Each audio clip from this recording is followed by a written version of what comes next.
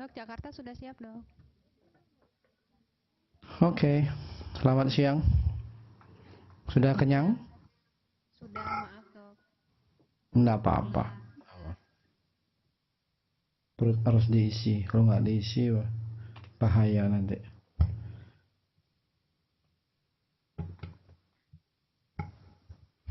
Siapa yang maju harusnya hari ini?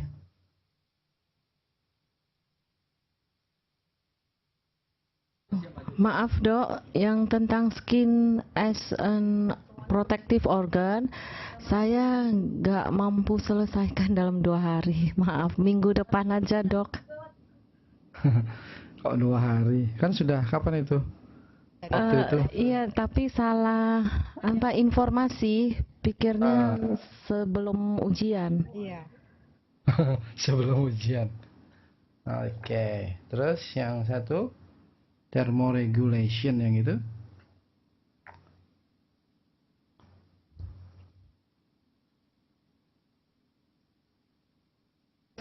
Dok, sama yang biologi melanosit juga belum selesai. Mungkin mohon ditunda sampai minggu depan. Terus thermoregulation? Belum juga ya? Kebanyakan belum dok. Oke. Terus rencananya minggu depan, ya.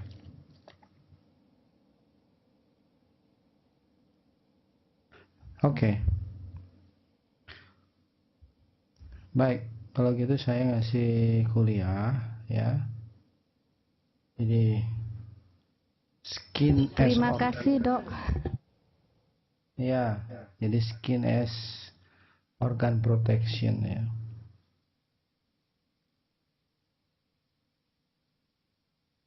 Oke. Lah, ini kalau udah, jadi kita kalau udah diapain? Ya, kalau sudah ya ndak usah kan. Oh, tahu. Tidak. Kalau ini diulang lagi ya ngapain diulang?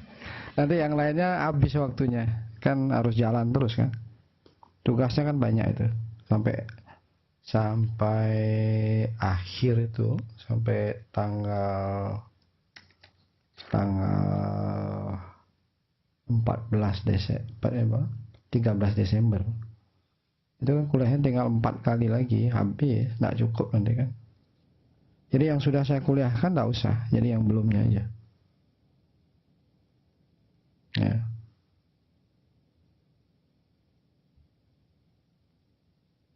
Minggu depan bisa ya, yang belum itu.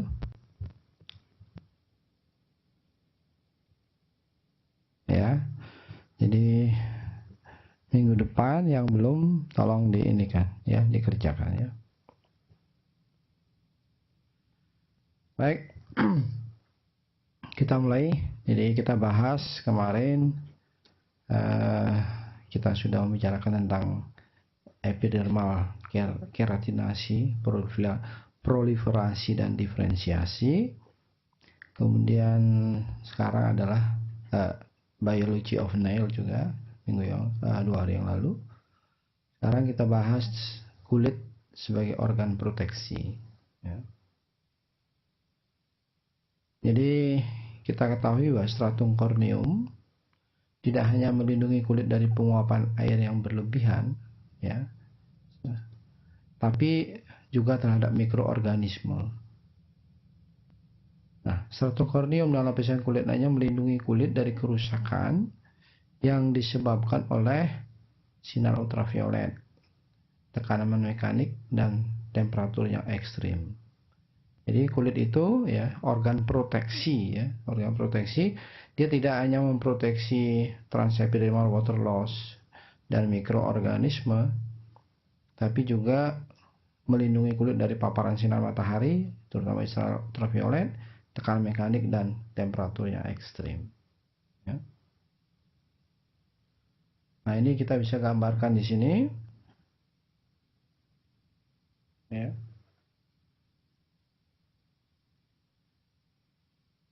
Jadi ini kulit ya. Kemudian ada di atasnya itu ada physical barrier. Kemudian paling atas itu ada stratum corneum. ya.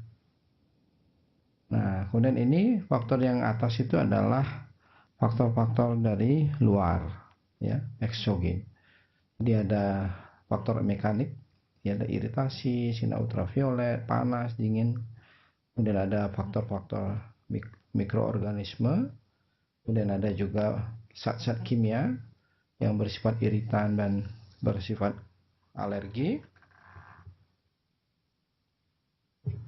Nah, kemudian yang dari dalam itu juga bahwa stratum corneum jadi epidermis itu juga mencegah jadi penguapan yang berlebihan dari air, sehingga dia bisa mengurangi peningkatan transepidermal water loss.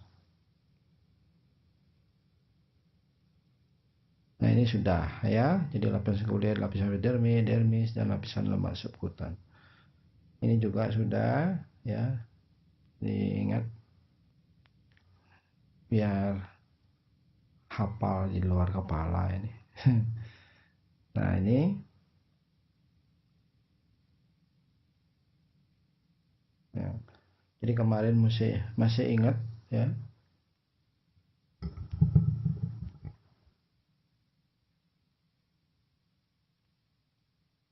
Nah, yang kemarin itu masih ingat.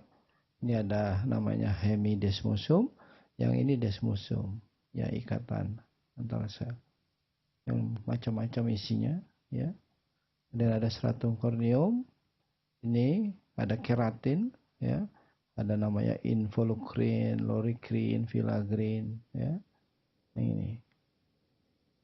Ini semua berperanan, ya, berperanan di dalam proteksi baik dari eksogen maupun dari endogen. Nah, yang maksud dok, yang itu tadi gambar kurang jelas dok. Yang mana? Yang mana? Yang involucrin. Tulisannya kurang jelas. Oh ya, Kurang fokus. kalau di sini jelas. Mana tukang ininya? Sebentar. Oh, enggak bisa lagi. Sudah maksimal katanya. Nggak apa-apa, udah hafal kok. Oke.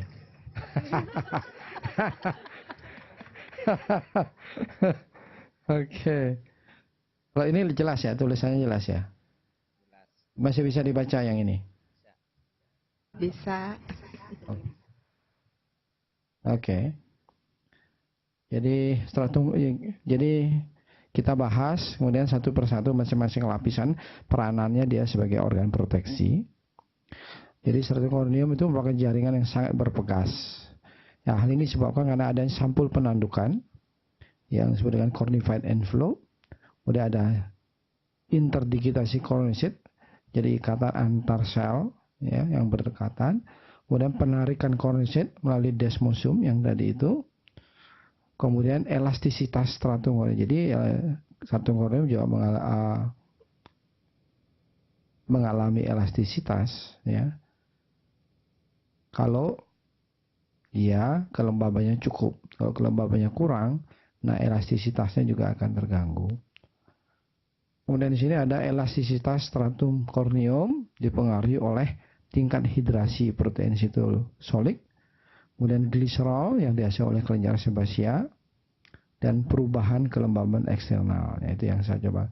Jadi elastisitas stratum corneum itu dipengaruhi oleh faktor-faktor yang jelas dipengaruhi oleh faktor kelembaban, baik yang lemak maupun air. Ya.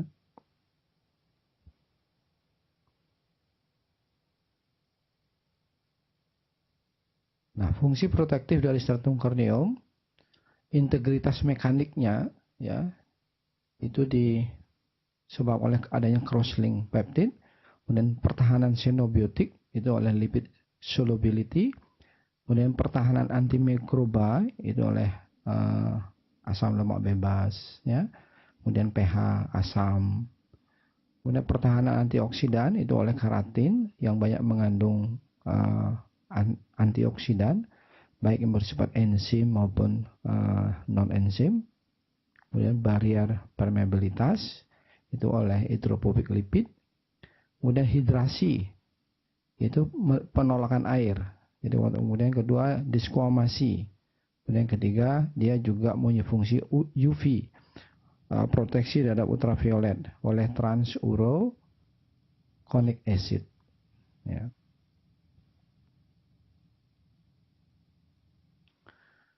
Kemudian pertahanan terhadap stres oksidatif. Ya, kita mungkin 2 minggu yang lalu, jadi saya sudah jelaskan mungkin tentang antioksidan dan bagaimana ultraviolet itu yang dari matahari kemudian mengenai kulit, kemudian target organnya itu adalah oksigen, kemudian memberikan elektronnya sehingga molekul-molekul di dalam kulit itu sendiri akan kehilangan atomnya sehingga menjadi radikal bebas. Ya. Akibat dari ozon, sinar ultraviolet, polusi udara, mikroorganisme. Ya. Nah, epidermis kemudian memiliki sistem antioksidan yang bersifat enzematik dan non enzematik. Ya. Jadi katalase, ya, glutathione, superoksid dismutase itu non enzematik. Kemudian ada alpha tocopherol, vitamin C, itu adalah antioksidan yang non enzematik.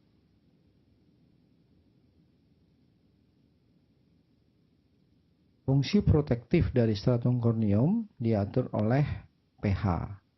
Jadi pH itu pH kulit adalah asam, ya. Nah, fungsi stratum corneum ini diatur oleh kadar pH, yaitu permeabilitas fungsi barier, kemudian sebagai antiinflamasi dan pertahanan antimikrobal. Jadi kalau dia bersifat basah, misalnya kulitnya bersifat basah, itu akan mudah sekali terinfeksi, misalnya oleh Candida, ya, salah satunya oleh Candida, sehingga kalau kulitnya basah, maka Candidanya berkembang, ya, Candida albicans berkembang. Kemudian stratum corneum normal itu menunjukkan pH yang asam. Nah, pengasaman mempengaruhi fungsi barier dan pertahanan terhadap antimikroba. Sudah saya jelaskan tadi, ya.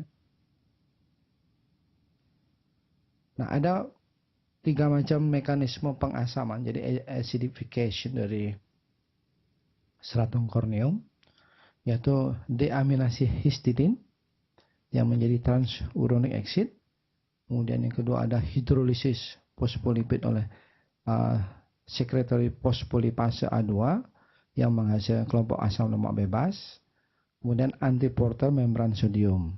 Ya, mungkin dengan gambar ini kita bisa melihat ada 3 fungsi, ada 3 mekanisme dari pengasaman kulit. Ya, ini ada dari histidin menjadi transuroconic acid. Kemudian ini asam lemak bebas, kemudian ini natrium, kemudian ini pH-nya.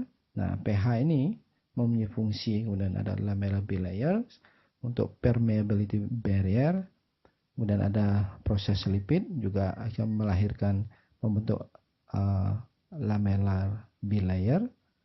Kemudian pH itu sendiri yang tadi sudah disebutkan sebagai mempunyai aktivitas antimikrobal dan protease, ya, yang berfungsi pada proses disquamasi, yaitu fungsi dari pengasaman stratum corneum.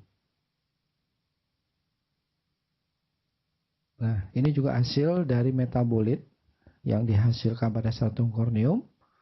Ya, jadi tadi itu ada histidin, kemudian ada transuroconic acid yang mempunyai fungsi sebagai hidrasi, sebagai barrier, sebagai pengasaman, antimikroba, dan juga sebagai sunscreen. Jadi transuroconic acid itu juga sebagai sunscreen yang mampu melindungi kulit dari paparan sinar ultraviolet. Ya.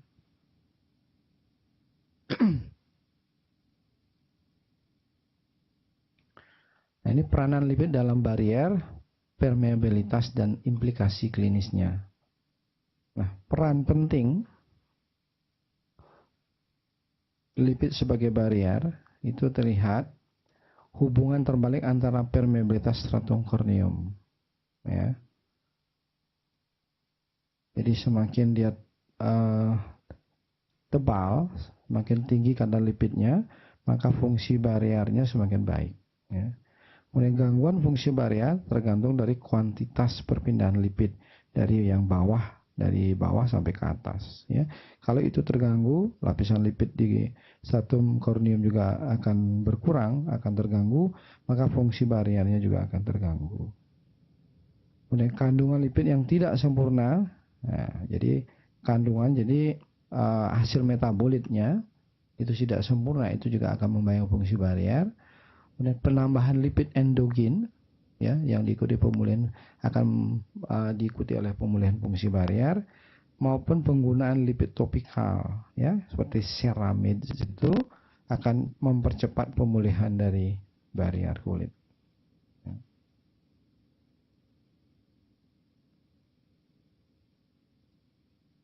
Nah, ini ada dua model, ya, kompartemen dari stratum corneum. Kalau kita lihat orang buruh bangunan itu, kemudian dia masang bata, ya. Jadi susunan bata, kemudian ada semen, campuran semen dengan pasir itu. Jadi bata itu ada seperti bricks, kemudian ada lapisan atas dari bata, kemudian ada lemnya, kayak lem. Jadi antara semen sama pasir itu, ya, sebagai semennya, ya. Jadi ada bata, kemudian matriksnya itu adalah jadi campuran antara semen sama pasir, kalau kita ibaratkan seperti itu. Jadi persis stratum corneum itu susunannya seperti tembok rumah itu yang baru diplester itu, ya. Nah, fungsi barrier permeabilitas yang diperantarai lipid ini itu terletak di interseluler, ya. Kemudian dipengaruhi oleh jumlah lipid, kemudian susunan lameller, kemudian komposisi hidrofobik, ya. Semakin dia bersifat hidrofobik, dia semakin berfungsi barriernya semakin baik. Kemudian struktur molekuler yang unik, ya. Jadi struktur molekulernya yang unik. Kemudian ada dasar seluler, penggunaan lipid protein. Itu ada badan lameller, itu mungkin di gambar itu, ya. Ada namanya badan lameller, ya. Yang yaitu adalah organella berbentuk elips. Kemudian berukuran sekitar 0,3 sampai 0,5 mikro. Awalnya terlihat pada stratum spinosum. Kemudian dia naik ke atas, kemudian terdapat pada stratum corneum. Kandungan enzim-enzimnya mempunyai peranan dalam formasi barrier dan desquamasi, ya. Jadi dia mempunyai peranan di dalam pembentukan barrier dan pengelupasan dari stratum corneum. Kemudian badan lameller ini merupakan pengantar protease serin yang penting dalam desquamasi, ya. Jadi badan lameller itu berfungsi sebagai barrier dan sebagai bahan untuk desquamasi, pengelupasan. Kemudian pengolahan lipid ekstraseluler ini penting bagi homeostasis barrier. Kemudian formasi barrier itu yang membutuhkan transformasi sekresi lipid tertentu yang dihasilkan melalui suatu proses yang dipengaruhi oleh pengasaman dan dari ruang ekstraseluler. Dan aktivasi beberapa hidrolase membutuhkan lingkungan asam. Jadi pembentukan lipid bagaimana diolah, ya, sehingga nantinya dia berfungsi sebagai barrier. Nah, sekarang bagaimana pemeliharaan dari fungsi stratum corneum tersebut sehingga dia tetap berfungsi sebagai organ proteksi, ya, baik organ proteksi dari ultraviolet, dari mikroorganisme, kemudian proteksi terhadap bahan-bahan kimia, ya. Nah, sintesis lipid epidermal pada kondisi basal itu memperlihatkan, ya, kulit sebagai tempat utama sintesis kolesterol. Ya, jadi kalau ini terganggu sintesisnya, maka fungsi dari stratum corneum juga akan terganggu. Kulit menghasilkan susunan lipid yang luas, ya. Jadi hampir menutupi seluruh permukaan kulitnya. Kemudian sintesis sterol dan asam lemak berkolasi di dermis dan epidermis. Nanti mungkin dilihat dengan gambarnya bagaimana sintesis sterol yang dimulai dari dermis kemudian ke epidermis. Jadi kalau ini bisa dipelihara, jadi kelangsungannya berfungsi dengan baik, maka kulit kita akan mempunyai fungsi proteksi yang baik, ya, yang mampu mempertahankan dari serangan-serangan baik yang dari luar maupun dari dalam. Respon metabolik, ya, gangguan barier. Jadi fase pemulihan barier setelah gangguan akut. Jadi apabila terjadi suatu gangguan terhadap barier, jadi kulit, maka ada suatu mekanisme di dalam pemulihan barier tersebut. Pertama, bahwa kulit itu mensekresi badan lameler. Nah, badan lameler sudah kita bahas tadi, itu lapisan lipid, ya, bagian atas. Kemudian peningkatan sintesis kolesterol dan asam lemak, ya, kira-kira 30 menit sampai 6 jam setelah terjadinya gangguan. Kemudian peningkatan sintesis seramid 6 sampai 12 jam. Peningkatan pengolahan glikosil seramid dan peningkatan sintesis DNA. Ini merupakan repair, jadi pemulihan barier akibat atau apabila terjadi gangguan terhadap barier kulit. Ya, ini yang kiri itu yang normal, kemudian yang kanan itu ada gangguan pada barier. Ya.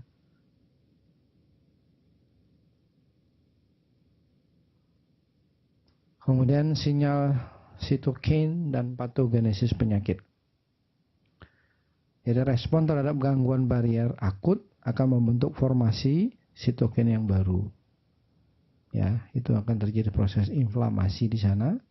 Kemudian perubahan pada sitokin itu merupakan respon fisiologik pada gangguan barier. Ini merupakan suatu respon dari tubuh apabila terjadi gangguan pada barier kulit. Kemudian aktivasi dari interleukin 1 alfa dan tumor necrosis faktor alfa itu akan merupakan hasil penurunan dari sitokin, kemudian terjadi proses inflamasi. Ya, ya. Ini mekanismenya. Kemudian ada mungkin gambarnya pasti tidak bagus ya dilihat dari sana ya.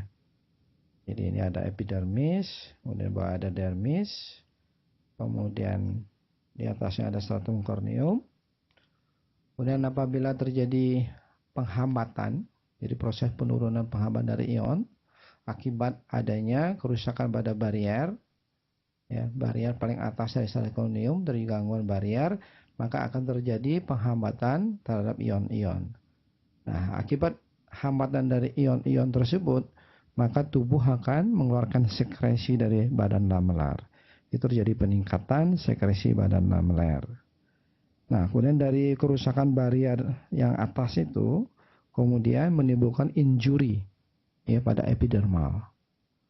Akibat injury itu terjadi peningkatan sitokin dan faktor sintesis dari faktor pertumbuhan. Nah, ini meningkatkan DNA sintesis. Akibat DNA sintesis meningkat, itu terjadi hiperplasi. Nah, kemudian terjadi inflamasi. Ya. Dan dari DNA sintesis itu juga akan terjadi repair dari barier. Ini suatu mekanisme yang kita bahas tadi. Bagaimana apabila kulit mengalami gangguan terhadap barier lapisan kulitnya itu, ya, bagaimana kemudian tubuh itu merepair dari bariernya. Ini suatu mekanisme yang dijelaskan ini, ya. Jadi dia akan meningkatkan atau mensekresi badan lameler, kemudian sintesis lipidnya ditingkatkan, ya, dengan faktor-faktor sintesis dari faktor pertumbuhan. Kemudian ini akan mensintesis DNA. Nah, sintesis DNA ini terjadi hiperplasi maupun juga terjadi repair dari barier.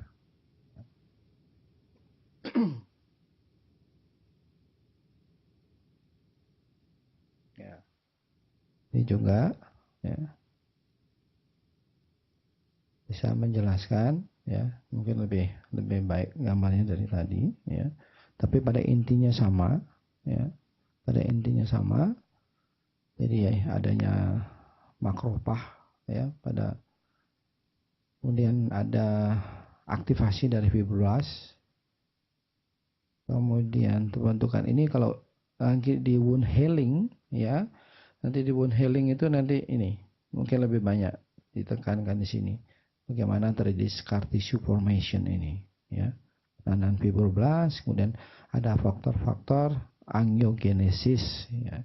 Itu adalah bagian dari wound repair. Sedangkan barrier yang rusak itu juga hampir mirip mekanismenya, hanya kalau wound repair itu sampai terjadi kerusakan di bawah sampai ke dermis, sehingga terjadi pemotongan-pemotongan baik pada jaringan ikatnya maupun pada pembuluh darahnya. Nah, agar pemotongan itu terjadi proses inflamasi, ya, kemudian angiogenesis, kemudian remodeling dari tisunya itu. Bagaimana pembentukan kolagennya, kemudian elastinnya itu. Ya. Nah, tadi secara umum ini adalah faktor dari ultraviolet B yang memberikan paparan pada kulit. Dan waktu yang baik yang akut maupun yang kronis itu akan menimbulkan kerusakan, jadi cell damage. Kemudian dari sana ada sinyal-sinyal inflamasi sehingga sampai terjadi inflamasi. Kemudian ada epidermal hyperplasia. Kalau kita lihat gambar yang tadi juga seperti itu, ada DNA repair, kemudian epidermal hyperplasia. Nah, ujung-ujungnya itu tetap akan terjadi repair dari barrier, ya. Pasti melalui inflamasi, kemudian terjadi peningkatan sintesis dari DNA, kemudian terjadi epidermal hyperplasia, ya, hyperplasia. Jadi peningkatan dari sel-sel epidermis mulai dari spinosum, granulosum sampai stratum corneum, ya, dari peningkatan jumlahnya, ya, sehingga diharapkan sekresi dari lipid juga akan meningkat, sehingga bariernya juga akan meningkat, ya.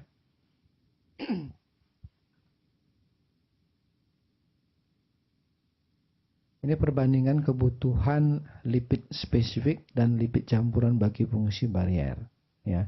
Jadi fungsi barier itu, ya, yang utamanya adalah dari kolesterol, asam lemak, dan seramid. Itu adalah campurannya yang dibutuhkan pada fungsi barier, homeostasis barier. Sehingga oleh perusahaan-perusahaan kosmetik sekarang kita lihat, maka sering sekali membuat suatu bahan pelembab, ya, yang mengandung ceramid. Jadi dia ambil dari proses ini salah satunya. Tapi yang terbaik sebetulnya dia akan fungsinya lebih rendah apabila hanya dia sendiri-sendiri. Tapi kalau dia digabung ketiga kolesterol, asam lemak, dan seramid, itu akan mempunyai efek mempercepat pemulihan barier, ya. Dan fungsi bariernya tentunya juga akan lebih baik. Apabila dia kalau satu saja dipakai kurang bagus, ya. Tapi biasanya kita lihat hanya seramid, ya. Kadang-kadang dicampur dengan antioksidan yang lain. Jadi ini jadi lipid utama pada stratum corneum, ya, yang mempunyai fungsi barier. Ini prosesnya, kita lihat hasil akhirnya aja, yaitu adanya kolesterol, adanya asam lemak, kemudian adanya seramid, ya. Itu prosesnya kita lihat. Jadi ini yang saya lihat tadi, jadi ada kolesterol, ada asam lemak, dan ada seramid, ya. Nah, ini juga itu, ini prosesnya, ya. Pembentukan dari kolesterol, asam lemak, dan seramid. Nah, ini adalah merupakan barier, jadi lapisan lemak pada stratum corneum, ya. Ada body badan lameler, ya. Ada seramid di sana, ya. Nah, itu yang bisa saya ini kan dari kulit sebagai organ proteksi, ya. Digambarkan bagaimana Fungsi kulit itu peranannya baik terhadap faktor eksogen maupun faktor endogen. Nah, dihubungkan dengan proses aging di sini. Apabila terjadi proses aging, tentu sekresi ya dari kelenjar sebasia, kemudian mitosis dari sel basal itu akan mengalami penurunan. Akibatnya kulit ya, akibatnya transepidermal water loss itu akan meningkat sehingga kulit menjadi kering. Nah, akibat kering ini akan mudah sekali dia mengalami kerusakan. Nah, kering bisa disebabkan oleh karena penguapan yang berlebihan maupun lapisan kulit lapisan lemaknya yang berkurang. Ya. Silakan, mungkin ada yang mau bertanya tentang ini.